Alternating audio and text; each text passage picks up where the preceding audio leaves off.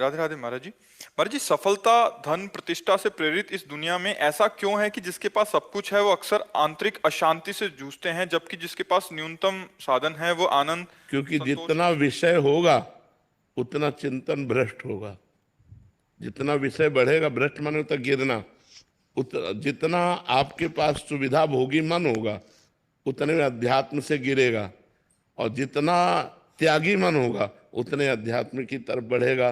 तो असुविधाजनक जो जीवन होता है उसमें कहीं ना कहीं भगवान का आश्रय रहता है, और सुविधाजनक जो जीवन होता है उसमें धन पद भोग इनका आश्रय होता है, और ये सब नाशवान है, इसलिए अशांत होना ही पड़ेगा। और अशांतस्य कुतः सुखम, अशांत चित्त कहाँ सुख का अनुभव करता है।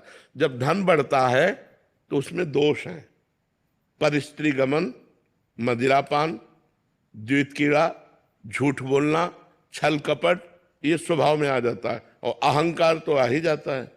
जब धन बढ़ता है तो अहंकार आ जाता है और ये दोष आ जाते हैं, और जब ये दोष होते हैं तो पाप बढ़ता है, पाप बढ़ता है तो अशांति बढ़ती है। तो अशांतस्य कुतः सुखम, जो अशांत है वो कहाँ से, त्यागात शांति अनंतरम, जो त्याग परायण है उसको शांति का अनुभव होता है, जो भोग परायण है वो अशांति का अनुभव करेगा ही करेगा, क्योंकि मन कभी शांत नहीं होता भोगों से, मन भोगों के त्याग से शांत होता है। और हमें चाहिए शांति, और हम भोग भोगने में देखो कैसा चालबाज मन है, अपने धर्म से युक्त पत्नी की तरफ तो वो दूसरे की तरफ दिखाता है कि अगर ये हम भोग लें, ये भोग लें, ये भोग लें तो हम सुखी हो जाएंगे। और जहाँ मनुष्य अपने धर्म की रेखा को पार किया, बस वही अशांत, दुख, चिंता, शोक, भय ये उसे घेर लेते हैं।